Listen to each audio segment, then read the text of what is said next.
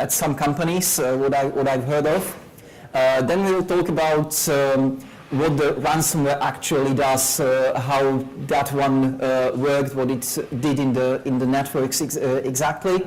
And the most important part, of course, will be countermeasures. What you can do to protect your networks against this stuff so that it doesn't happen to you. So let's start with the horror stories.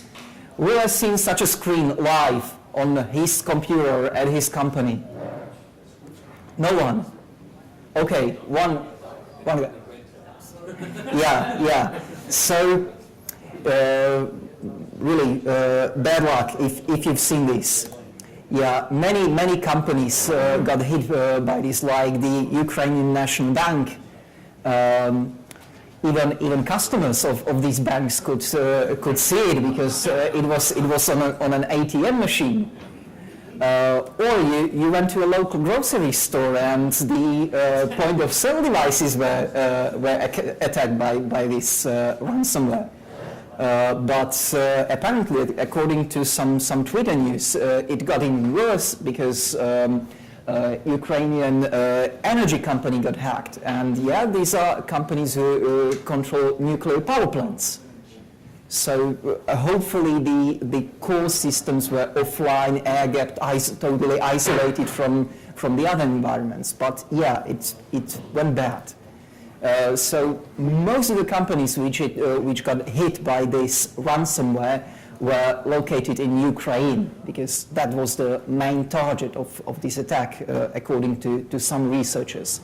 But as you see on the map, even other companies, foreign companies, were hit by this attack. Of course, Ukraine's neighbor, Russia, a major oil company, Rosneft got hit.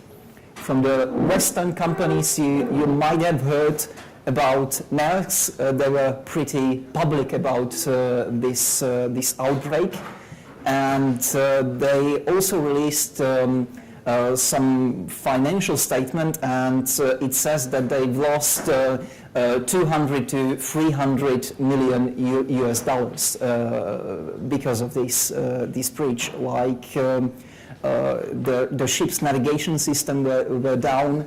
The captains didn't know to which port they should sail, what they are transporting on their ship, like what their cargo is, and so on. So basically, not Petya to control over these ships. And now imagine those poor people standing in front of an Apple store and their new iPhones got stuck in the middle of the Pacific Ocean. So really terrible stuff happened. Yeah.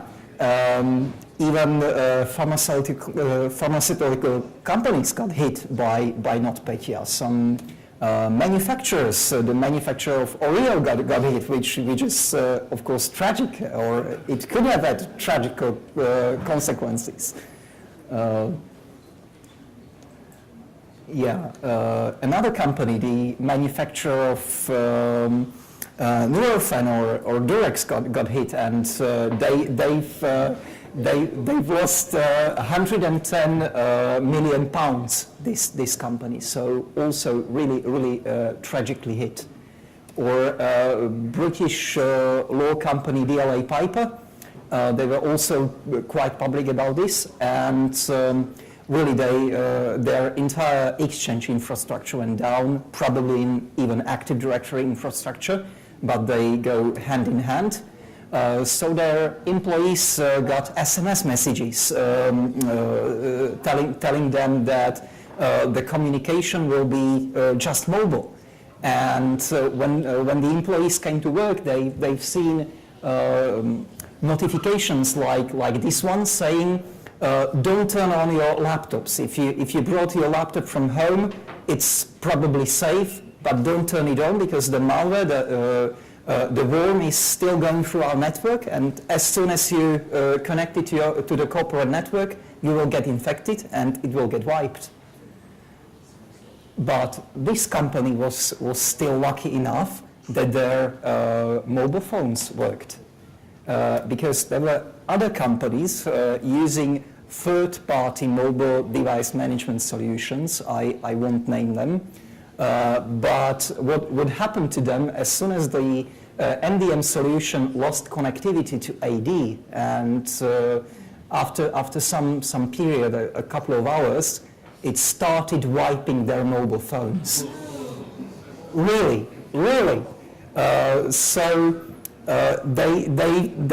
They've lost everything from the phones. They've lost contacts, like companies that had global IT, like IT department in each country and doing time zone handovers. They were unable to coordinate between time zone locations. So when the IT guys came to work in the morning, such sheets were awaiting them at the reception desk. They had to write down their telephone numbers so that the other employees knew their telephone numbers so that they could contact them. And this then got faxed over to the other offices. This was the way they exchange the contacts. Okay, so not just on-prem infrastructure got hit by not Petya, but transitively it wiped their phones, their iPhones, their Android devices, not just Windows apparently. It wiped out their ADFS servers. And if they had federations with some cloud services, not just Office 365 by Google, Salesforce, and so on, they were not able to log on into these cloud services. So yeah, bad things can happen with this ransomware. I've heard about this company that had really great disaster recovery plans, and they got them printed out in a room. But a year ago, they got a security audit from an unnamed company, one of the big four auditing companies. And the auditor said, you have passwords printed out in this room, and yeah, this room is not that well protected. Anyone could access this room, so this is a security risk. You should shred all these documents. Yeah, and then NotPetya came and it deleted the electronic version of these recovery plans, and then they didn't know how to recover their 15,000 servers. So, yeah. Or there are other companies which uses unsupported backup methods, like just file level backups of domain controllers and other servers, and they were then pretty surprised that they were not able to do bare metal recovery of these servers. Can't you just copy ntds.dit into the directory? Actually, you can copy ntds.dit into another directory. I will be talking about it later. Or there were companies which had great backup servers, and they did bare metal recovery level backups onto some tapes and iSCSI storages and so on. But this ransomware wiped out their backup metadata. So they had all the backups, but they didn't know which file contained what backup. So these backups got useless. They forgot to back up the backup metadata. Okay, because they were stored on the C drive of the backup server, and C drive got wiped. And they never actually tried to restore it. They tried to restore those servers, but they haven't tried to restore the backup server, the backup infrastructure. That was the problem. Okay. Or I've heard some pretty crazy ideas saying that, yeah, our company has 80 domain controllers at different locations. We don't need to back up domain controllers. Why? what chance would it be if someone deleted all the domain controllers at the same time in these different locations? That can never happen. Okay, so this was a problem. Or there were companies, you know that by default when you install domain controller, the database gets stored on the C drive. So best practice is not to store that on a C drive but on another drive. These companies who follow these best practices were left just with ntds.dit and nothing else. Okay, probably even Sysville, the group policies, but you normally cannot restore a DC from it. But at least they could extract the user database out of their logins and some other data and import it into some new infrastructure. Yeah, so companies who lost their domain controllers, they didn't have backups of domain controllers or useless backups. They had to start over, rebuilding their infrastructure. And I really envy them, because how often do you get the opportunity to rebuild your infrastructure from the scratch, and you can follow the best practices. Like these were companies still having NT3 servers in their environments. Now you can start with Windows Server 2016. Like you can modernize your infrastructure this way, implement the Bastion Forest and other stuff. Yeah, so great chance, great opportunity. Okay, so let's look at how this ransomware works, what exactly it did on those computers. So first, an initial victim got hacked. They just executed some malware on their computer. I will talk about it later. And what it then did, it started spreading across the network, using either vulnerabilities, things that have been fixed a couple of months before this outbreak, but these companies had like testing, acceptance environment, and it takes them 6 or 7 months to get those updates into production. So it uses the eternable vulnerability. It attacked domain controllers and other servers. Yeah. Then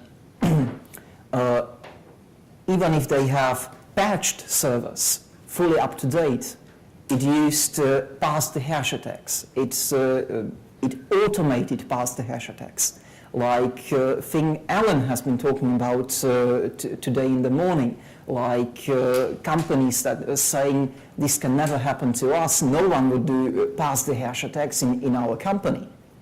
And now you have software which automates this stuff and does it for you without any manual intervention. Okay, so pass the hash attacks using built-in tools, using PSExec or WMI command line, tools digitally signed by Microsoft, yeah, tools used by administrators, tools which were not firewalled in these companies. So this was really, really bad. If it hit a regular computer, it only knew the subnet the computer was in, so it was scanning the IP addresses. But as soon as it hit a DHCP server, it knew all the DHCP scopes, all the subnets, all the IP addresses that the DHCP assigns, so it could target all the networks in that company.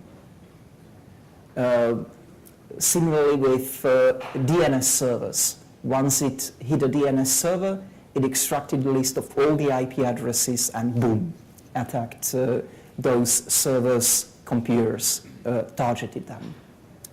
Okay, so spreading.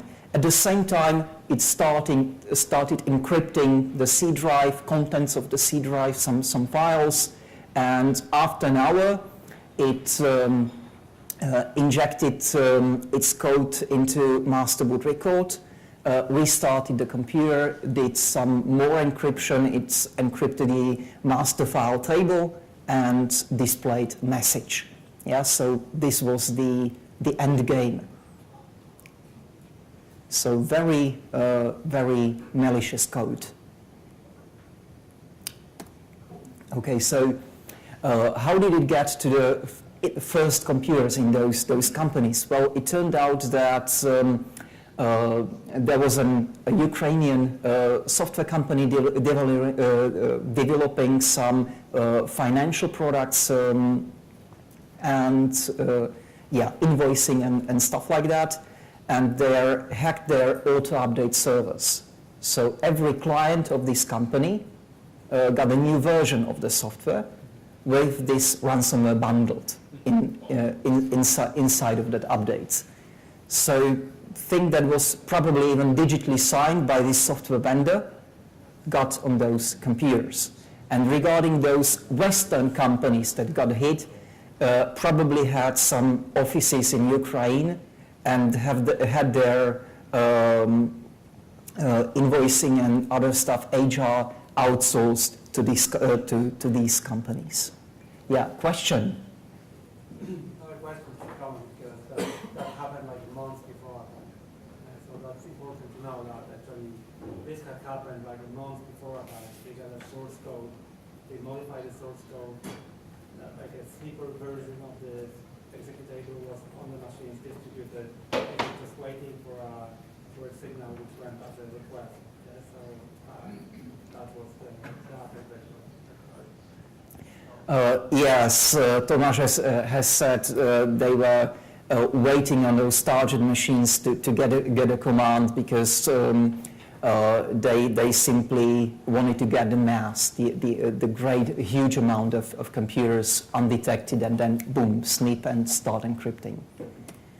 Yeah, if you looked at the analysis of those processes, you've seen a process EasyVid, which was the actual application, but that application started some other processes on those target machines, and these were the encryptors. If you look at the file name extensions which it started encrypting, it's a pretty huge collection of extensions, not just the usual suspects like Office documents and PDFs, but you even see .c or .h or .cs files like source codes, or some scripts, PowerShell scripts, and so on. So almost anything you could think about. And then, sorry? Bit is not there. DIT is not there. It didn't encrypt ntds.dit. One of the reasons being that it's locked by ELSA, so other applications cannot access this file. It encrypted ntds.dit after the computer reboot, or it encrypted the MFT, and then the ntds.dit got inaccessible. Okay, and then after doing this encryption, it left some TXT files in those folders affected, saying what they should do. As you already probably know, this information was useless because the encryption, the decryption part didn't work. That was a fake. It only encrypted the data with a random key that got stored nowhere. So it was a Viper. What happened after the reboot of affected computers, you've seen something that was mimicking the check disk, like repairing your computer, repairing your MFT, but on the contrary, it was destroying the MFT, not repairing it. Oh. Okay, and the last screen, total KO, you could do nothing more with this machine. Okay, so this is how this one, the NotPetya, worked, and since then a couple of clones of NotPetya have appeared. They were not that successful because companies already implemented countermeasures, but It's probably only a matter of time before not Petya 2.0 or 3.0 appears and will cause more harm to companies. So now the question, what can we do about it? What those companies affected could have done better not to get affected, not to get wiped by this virus? Well, let's look again at the kill chain, at what it does. We've already explained that.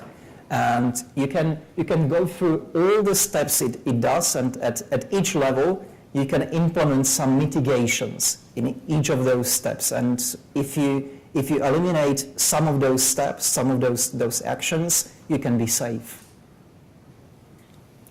So first of all, you know that it used a vulnerability. So you should do patching.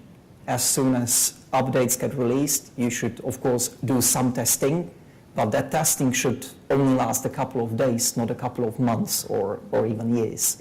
Okay, so deploy security updates, critical security updates as soon as possible.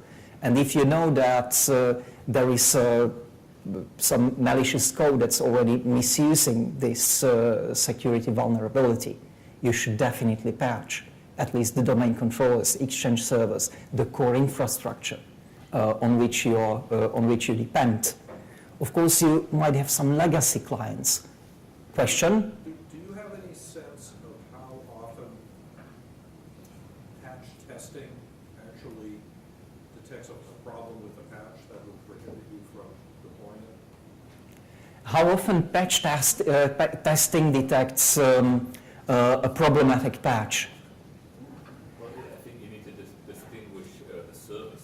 That's the key. And with application servers, we are seeing quite frequent issues. Yeah. Yeah.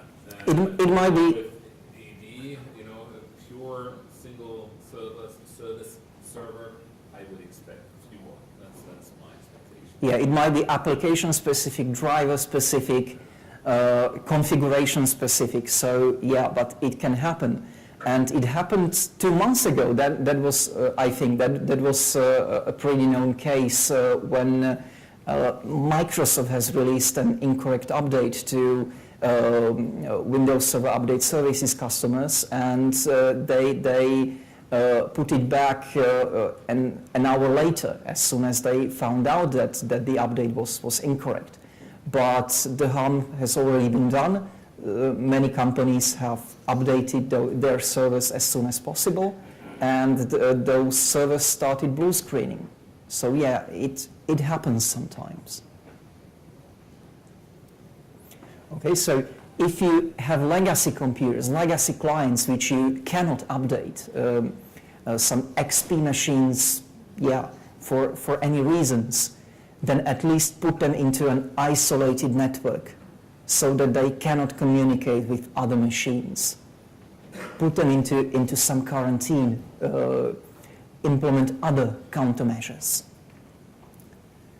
Another thing it was doing pass-the-hash attacks against local administrative accounts. So you probably know this Labs tool, local administrators password management solution, which randomizes local administrator passwords. So it's always a good idea to deploy this stuff, and it will help you also in other cases, not just ransomware protection. Yeah. Then you can block peer traffic. That is always a good idea. In many companies I see that host-based firewall is really underestimated. Many companies just turn off host-based firewall and they say, we don't need it. We have network segmentation, we have this hardware, these boxes from Cisco, F5, Checkpoint and others, and we segment our client computers, servers, domain controllers, and so on, and we have very, very strict firewall policies. But they don't monitor, they don't block traffic inside of a security zone, inside of a VLAN, which is a problem. Have you seen customers successfully deploy, large customers successfully deploy and manage host-based firewall? Windows firewall is a pain in the you-know-what to manage across thousands of endpoints. And I'm just curious how it's been done successfully. Microsoft does. The question was regarding successful deployments of host-based firewall. I've seen successful deployments of Windows firewall, at least on client computers, on endpoints, because normally on most of the endpoints, you don't need any endpoint-to-endpoint communication. You don't need any endpoint-to-endpoint traffic. You don't have file shares. You don't have print servers on endpoints. So you can block the traffic, at least the file sharing, the port 445, which is the port most commonly used by ransomware to spread. Yeah, question? More a comment. I have had huge problems explaining to network security people that hardware-based firewalls are transparent to domain controllers. They don't exist. So if you're able to make a change on a GPO or a sysvol in one section of the network, it will spread through the whole network. It doesn't matter how many firewalls you have in between. It will go straight through. And you can modify and affect a machine that you can't get to via network routing by making a change to group membership and the GPO. Yeah, that's of course a good comment. If someone compromises your domain controller infrastructure, group policy infrastructure, they could do any modifications to the rest of the environment. Well, luckily, I haven't seen ransomware doing such things, deploying itself through group policy, although that would be really interesting. Actually, I did see this. You have? I blogged about it. There was a friend of mine actually saw it. So this particular malware, well, I don't know if it was ransomware or not, but it was malware that created a scheduled task in group policy preferences to distribute itself. It was pretty awesome. Right. And it's not malware that we were concerned about. It was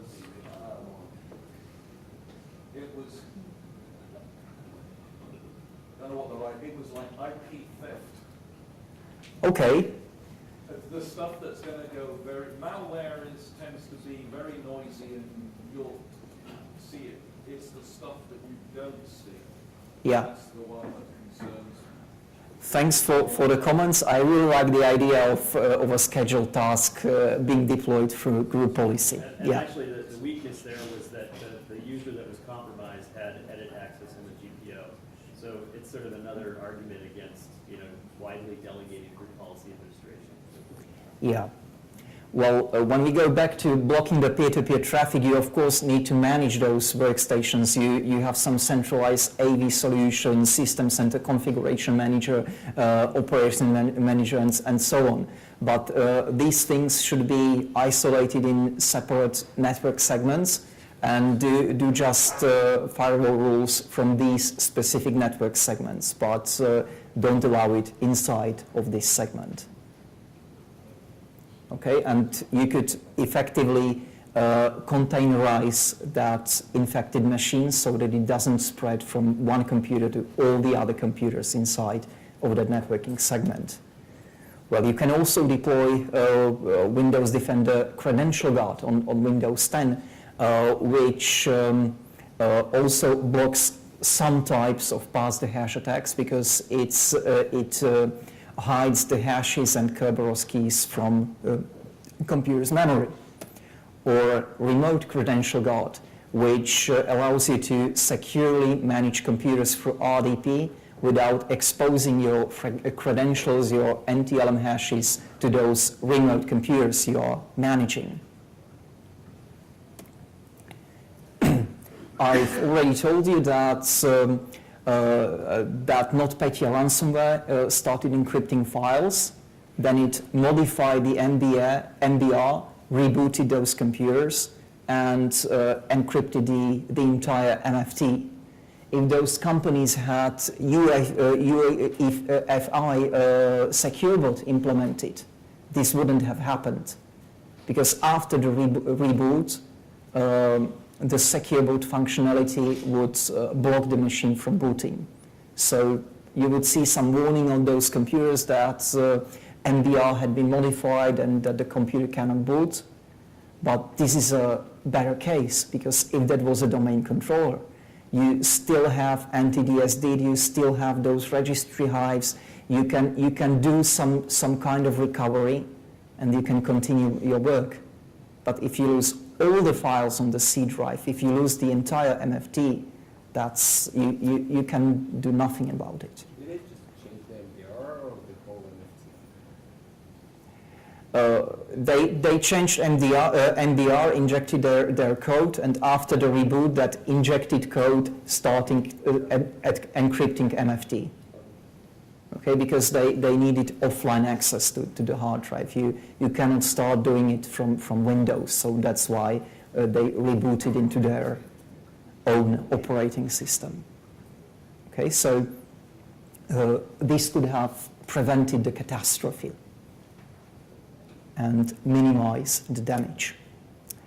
Yeah, in this particular case, the smart screen filtering probably wouldn't have helped, but normally it's always a good idea to scan links, scan every link that the users are clicking at from Facebook and other sources, and if it is a known malware, don't allow those users to download that. There are some ransomware cases which are spreading through emails, so email inspection is also a good idea. But yeah, Windows 10 came with Application Guard, which can isolate some applications like Edge into a virtual machine, and any code you execute there cannot exit the virtual machine onto your physical computer, onto your actual computer.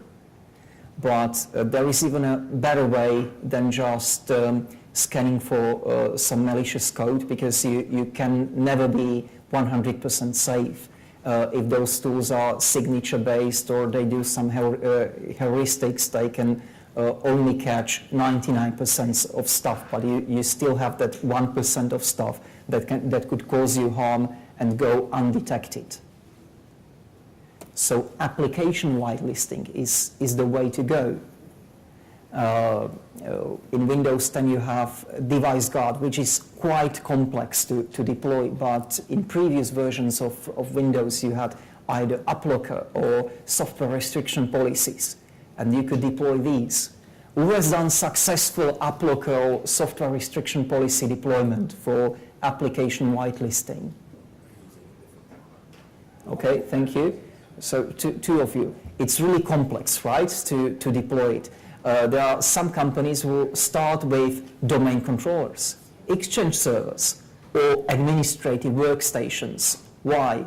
Because these types of machines run a very well-defined set of software, very well-defined set of programs for which you can create exceptions, for which you can create rules, and you don't have as many administrative workstations as regular endpoints. And it is always easier to troubleshoot it there, because the users, the IT guys, they know their stuff. They can report things in a much better way. On DCs, that's always a good idea to do that, because DC is the holy grail. If someone attacks DCs, yeah, that's the end game. Yeah, You're suggesting to use Device Guard. I'm suggesting to use UpLocker, for example, on DCs, on domain controllers. Yeah. Do DC hardening, because what does DC run? You shouldn't combine roles. You should only have that ABDS role there. All programs digitally signed by Microsoft, maybe a couple of drivers, some agent, and that's it. Some customers already Yeah. have one, and Yeah. it works well, Yeah. apparently.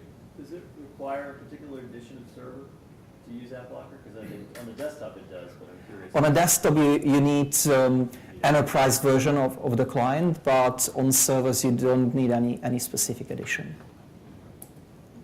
Okay, so that's really a great idea which would block ransomware outbreak, at least onto those high-profile targets.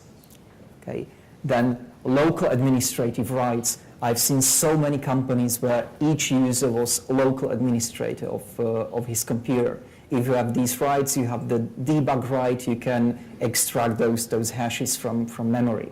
So regular users shouldn't be local administrators.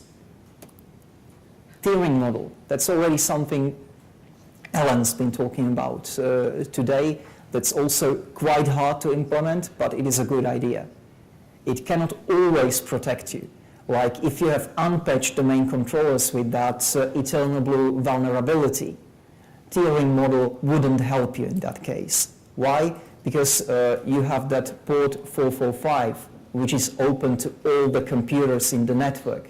You cannot quarantine it, you cannot do a tiering on this port because every computer from every tier needs to download group policies from the domain controller. So you cannot block this traffic. And if there is a vulnerability exploiting Windows file sharing, then sorry. Privileged access workstations, also quite a good idea. You should only have a set of computers you are using to manage the rest of the environment, and traffic to these computers should be totally blocked. Only outgoing traffic should be allowed, so that it is not that easy to infect these machines from which you could infect all the other machines in the environment. Just-in-time administration, or ADPAM feature that's been added in Windows Server 2016. Very good functionality. It's very similar to that Azure functionality Sean's been talking about. You can request domain admins permissions, and you either got automatic approval or manual approval, and even the Kerberos tickets you receive with that group membership with the pack are time limited. If you get domain admins membership for 3 hours, that Kerberos ticket is only valid for 3 hours. So really great functionality. Or the PowerShell GIA, just enough administration. You can delegate some tasks which are otherwise not that easy to delegate. You can delegate them using PowerShell, and let's say you can delegate restart service or restart computer to some administrative stuff. Normally, if you want to delegate the right to restart a domain controller or restart the NTDS service to someone, to non-domain admins, that's almost impossible. But with GIA, you can allow IT support guys to restart these particular services without them having administrator rights, without them having domain admins rights. So you can really do a granular delegation of permissions. Okay, so this was technical stuff you could do. Then of course you should have proper disaster recovery plans, and you should also plan for incident response. You should know what you will do. I've seen companies which got really hardly hit by not Petya, and then they started to figure out which servers are their priority servers, which servers should be restored first. And if you have 15,000 servers, it's not that easy to find out where you should start, which servers are your domain controllers, which servers are virtualization servers, and so on, in which order you should start restoring these servers. So these are things you should plan in advance.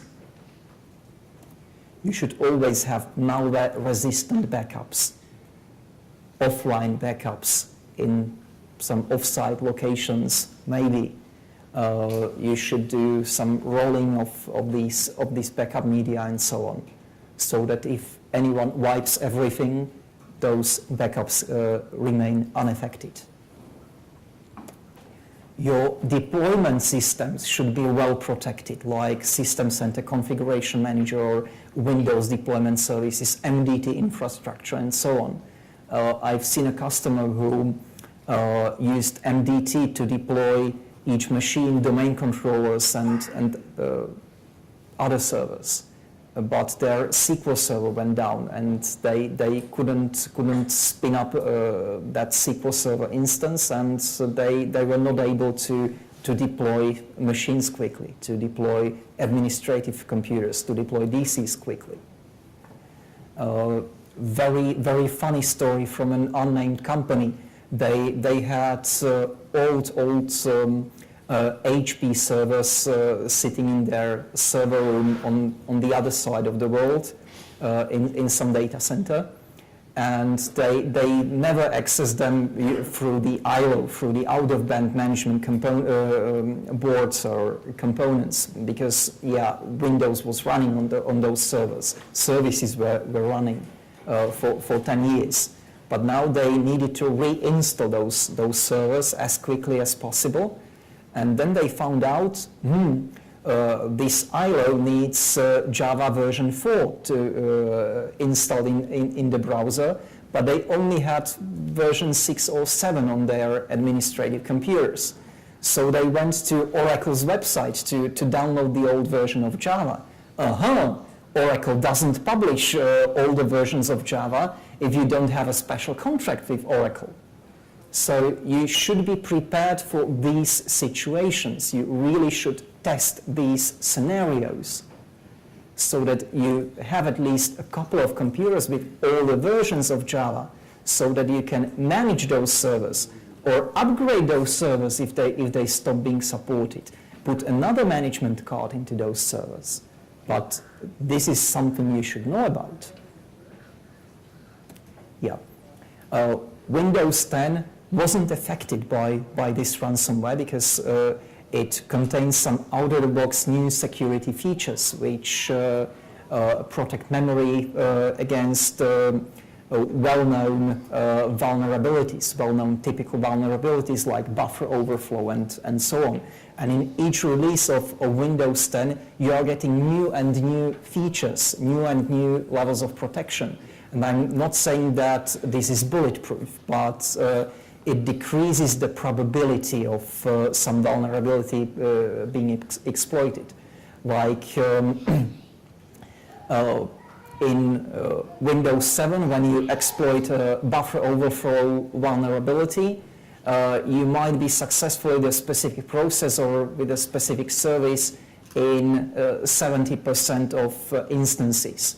In the other 30%, address space layout randomization on Windows 7 would work, and the process would simply crash, which is a better thing when that process crashes than being infected by malware, right?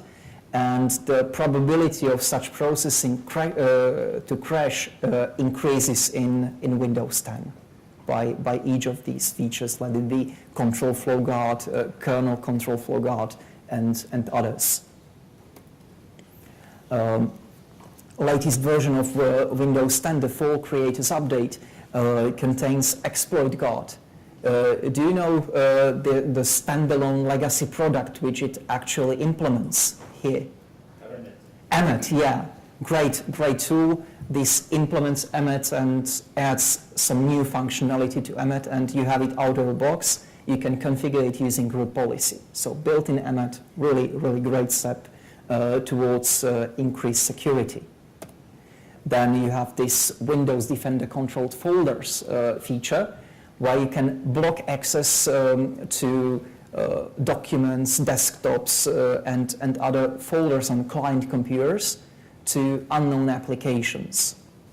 Apparently Office is an unknown application, because I turned this on and it blocked Office every time I started it.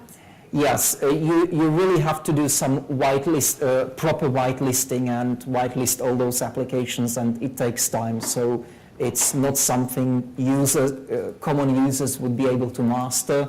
This should be done centrally in your organization. Then you have some intrusion detection systems like Microsoft's Advanced Threat Analytics, or Windows Defender ATP. ATA detects pass the hash attacks in your network, so it would warn you that something's going on. Windows Defender ATP would also warn you about common ransomware behavior, that you have an application here that started accessing all the files on your hard drive, or that an Office application has launched PowerShell, and that PowerShell downloaded something from the internet and executed code from internet. So this could give you great insight. These things are totally useless against ransomware. Okay? Great stuff against other vulnerabilities, but with ransomware, when these attacks operate at full silicon speed, like wiping 60,000 computers in 60 minutes, you don't have time to go into these consoles, to investigate, to react to those incidents, to those warnings. Because if you get 60,000 warnings that something's happening on 60,000 computers at the same time, before you are able to do anything, everything gets wiped out. Okay, so intrusion detection systems won't help you. Only intrusion prevention systems.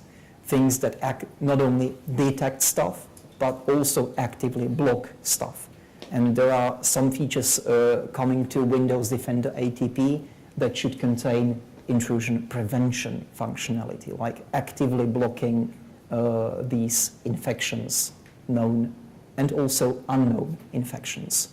There was a question here. You just answered it. I just answered the question, okay. I shouldn't have it. It would have been better if I answered your question directly. Okay. So, intrusion prevention systems. Do you have intrusion prevention systems? Yeah. Yeah, good for you. It's not just Petya. Okay, if you look at statistics from Microsoft's Security Intelligence Report, this is the spread of ransomware. I really like these maps, these animations.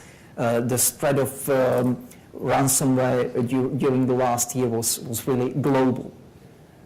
If you look at the number of incidents, ransomware cases, these are hundreds of thousands known cases each day, each month. If you look at the different variants which are common in the wild, yeah, that's so many of them. That's why I told you it's just a matter of time until someone creates something better, exploiting another new vulnerability, unpatched vulnerability, and you should really be prepared before that hits you, so that you don't add another horror stories to my PowerPoint presentation. Okay, so that's basically what I wanted to tell you, what I wanted to share with you. Do you have any comments, questions, notes on this topic? Any horror stories you would like to share with others? I have a question. Yeah, question. You've got these ransomware attacks, and you go to security conferences, you see companies like Malwarebytes, Kaspersky, all these other companies advertising ransomware protection. I never hear of any of them blocking any of this, and a lot of companies are selling their services to be using advanced heuristics and whatever. Have you had any experience with any of those tools stopping this? Because not everybody has Windows 10.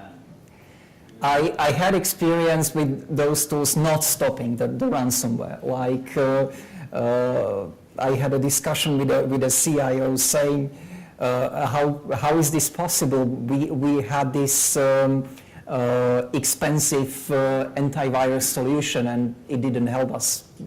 How so? Yeah, so yeah, it's really complex. These companies update their software, the definition databases very, very quickly, but it still takes them a couple of hours.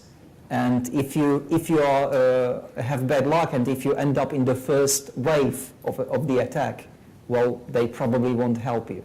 Some of them That's have. another comment on the Microsoft stuff, because in comparisons, it's usually the bar everybody compares themselves to show how much better they are. So, The Microsoft tools don't seem like they're going to be any better other than completely changing the OS.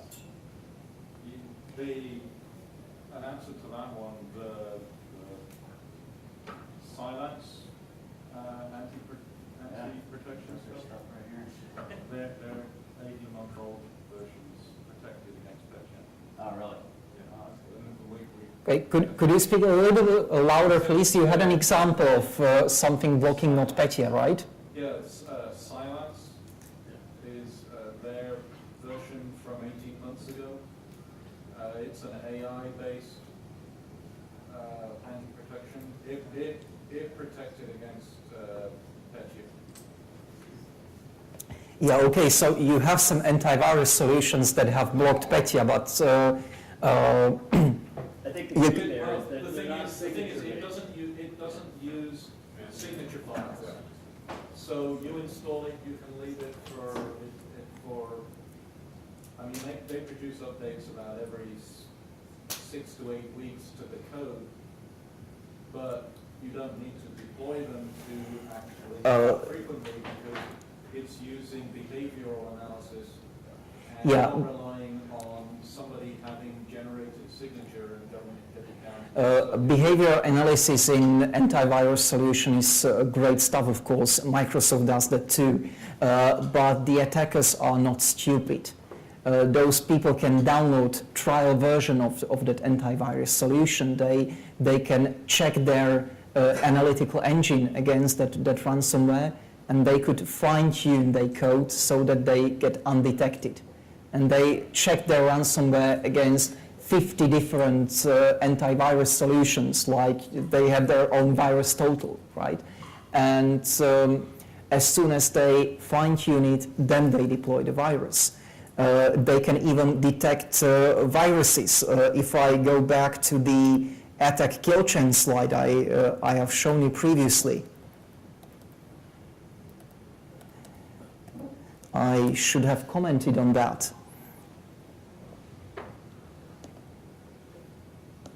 One of the first steps NotPetya did, it did a Kaspersky detection. And if that machine had Kaspersky installed, it didn't encrypt MBR because they knew that Kaspersky would detect this as a malicious activity. Okay, so they didn't do that. They simply skipped the step and went undetected on that computer.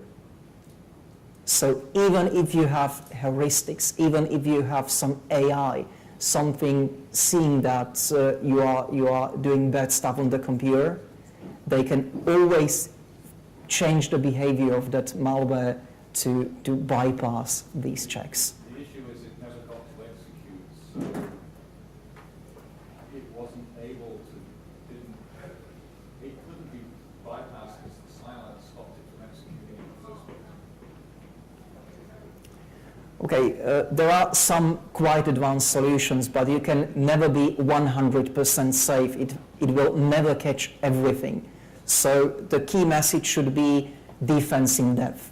Of course, deploy some intrusion prevention systems, but don't forget about the other stuff, about that pass the hash attack mitigation, about patch management, and so on. Okay, so don't rely on just one solution, on just one vendor, on just one security measure, on just one precaution, but be complex because the security world, the attack surface is really, really complex. Okay, so that's the message we should remember. Okay, so that's it. Thank you for your attention. Goodbye.